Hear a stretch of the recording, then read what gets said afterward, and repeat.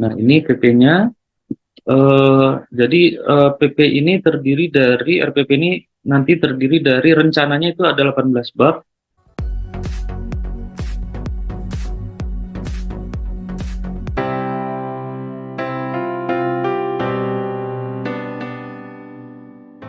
Assalamualaikum warahmatullahi wabarakatuh. Dengan disahkan Undang-Undang ASN yang baru, kita akan melihat bagaimana skema pembayaran gaji bagi ASN. PNS dan P3K akan menerima single salary ataupun sistem gaji tunggal. Bagaimana prosesnya dan kapan akan diterapkan? Ikuti video ini sampai selesai.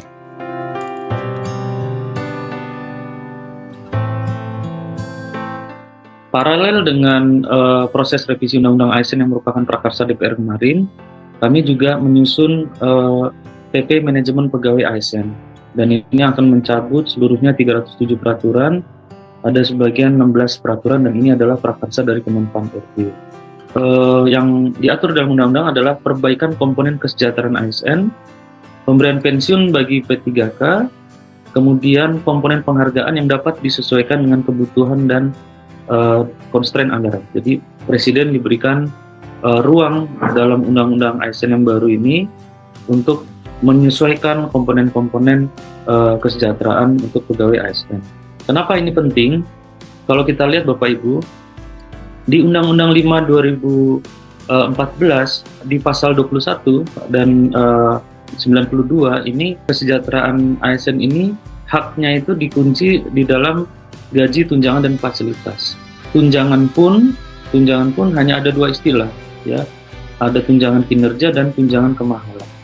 Jadi ketika kami mau mengembangkan tunjangan di dalam RPP Manajemen ASN sebelum Undang-Undang 5 2014-nya diubah, itu kami sangat kesulitan. Jadi banyak peristilah-peristilahan, konsep-konsep yang bagus pada akhirnya kemarin tidak bisa kami gunakan karena dikunci di undang-undang. Di undang-undang yang baru ini kita memperluas peristilahan dari kesejahteraan, komponen penghargaan dan pengakuan pegawai ASN. Istilahnya nih penghargaan dan pengakuan. Ini lebih luas sebenarnya dari konsep single salary itu sendiri. Gitu.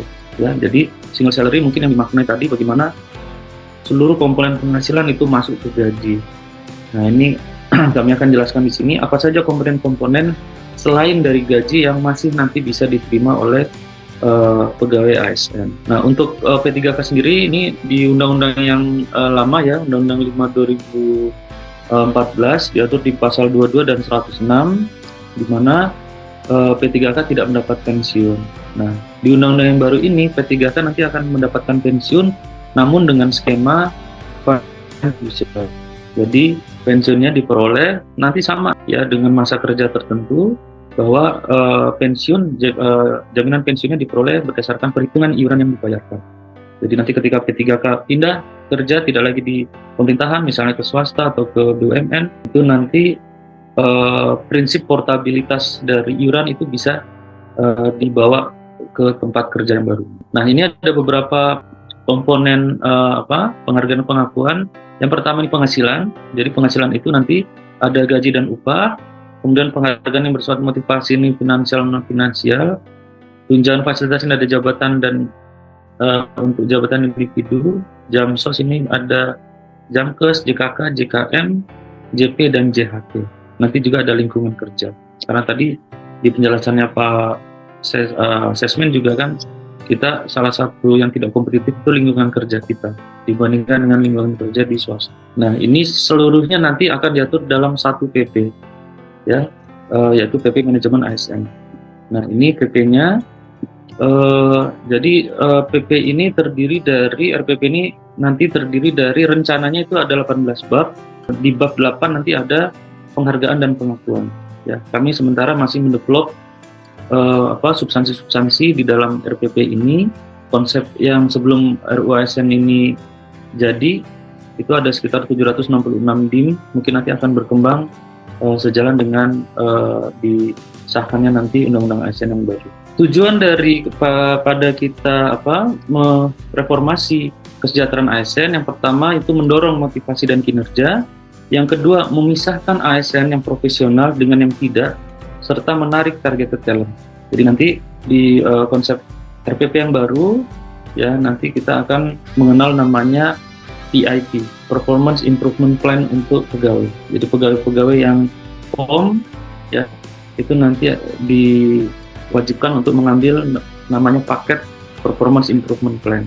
Nah, di situ nanti diberikan kesempatan yang bersangkutan untuk memperbaiki ya, dan diberikan pilihan-pilihan opsi-opsi yang bisa diambil oleh pegawai. Apakah mau keluar atau memperbaiki. Kalau mau keluar dari ASN, disiapkan uang untuk keluarnya. Kalau mau memperbaiki, nanti disiapkan komponen untuk perbaikan seperti itu. Jadi mungkin ini istilah halus dari golden second ya.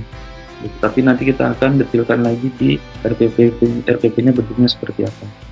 Kemudian kita ingin menyeimbangkan kesejahteraan ASN dengan kinerja pemerintah serta kemampuan fiskal dan menjaga internal equity, keadilan internal ASN di seluruh Indonesia. Ya, kita tahu sendiri bahwa disparitas penghasilan ASN di Indonesia ini sangat timpang ya, kalau boleh dikatakan dalam disparitasnya ya, karena kita masing-masing daerah memiliki kebijakan untuk pemberian insentif.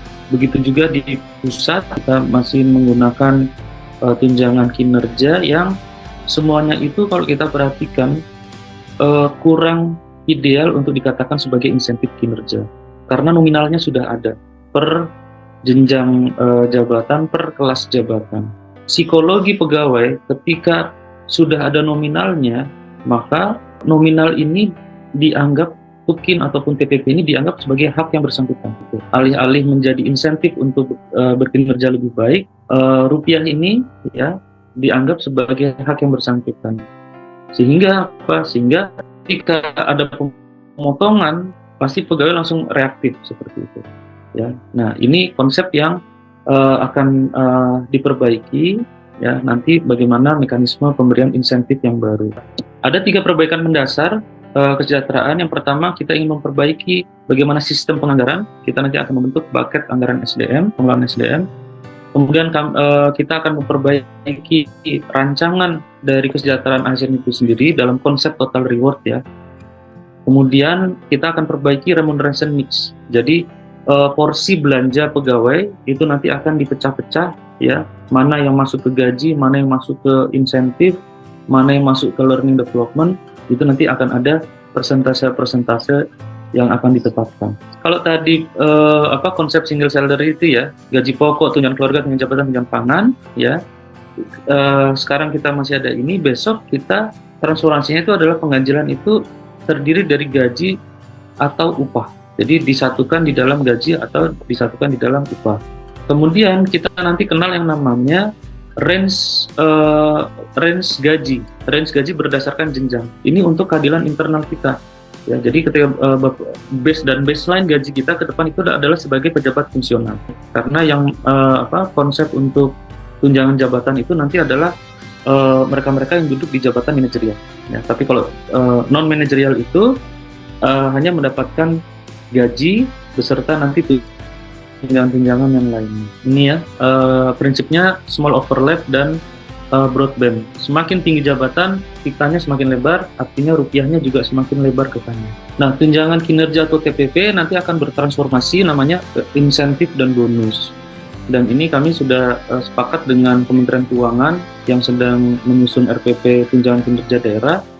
Jadi RPP Tukinda ini akan disatukan dengan RPP manajemen ASN di bab 8 tadi. Untuk motivational reward ini ada non finansial ya, ada rekognisi formal dan rekognisi non formal. Nah, ini untuk insentif dan bonus. Jadi nanti kita ada mengenal ada insentif 3 bulanan dan ada bonus tahunan. Dan prinsipnya ya, ini kalau gaji tadi maaf saya kelewat ya. Gaji itu prinsipnya adalah hold harmless. Jadi apa yang sudah Bapak Ibu terima saat ini itu dijaga supaya tidak berkurang ke depannya.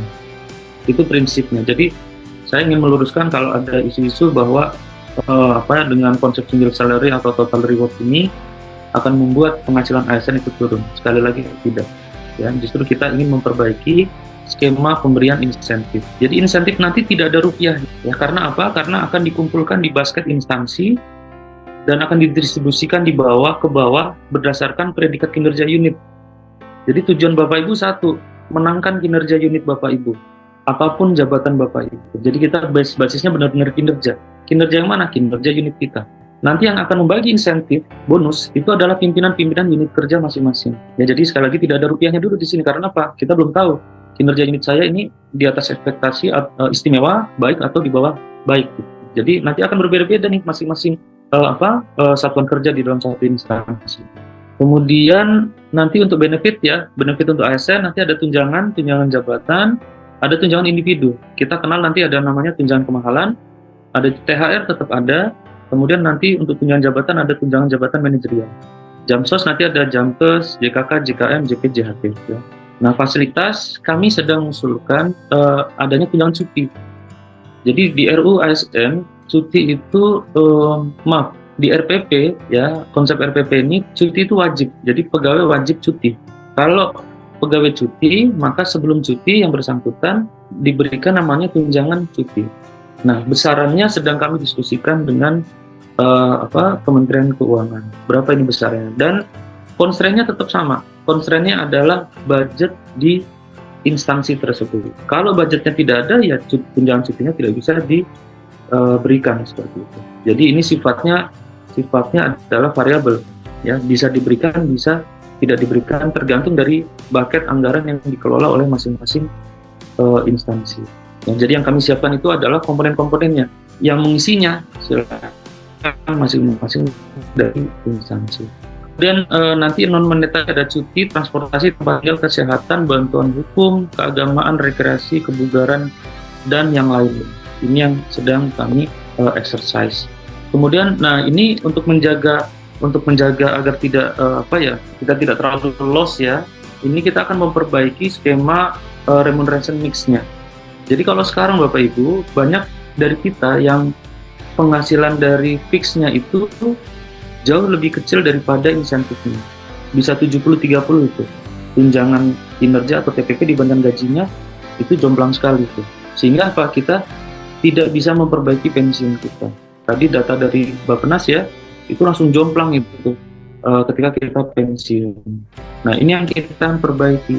Fixed income itu 40%, variabelnya 30%. Variabel ini insentif ya. Insentif dan bonus gitu. Jadi pendapatan fix kita tuh harusnya lebih besar daripada insentif.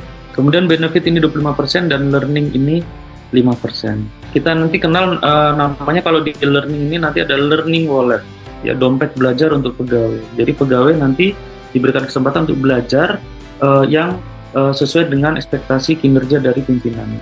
Nah, terakhir ini sedang dalam proses simulasi ya. Kami ada 8 instansi pusat dan 8 instansi daerah. Daerah kami memilihnya bersama Kementerian Keuangan. Ini simulasinya bersama Ditjen Anggaran dan Ditjen Perbendaharaan. Ditjen Perimbangan Keuangan, bukan Ditjen Perbendaharaan. Ditjen Perimbangan Keuangan. Ini basisnya kita ada kuadran 1, 2, 3, 4. Mudah-mudahan sudah bisa merepresentasikan. Gitu. Nah, hasilnya nanti akan kami paparkan dulu ke Bappenas dan kita akan juga berdiskusi dengan BK.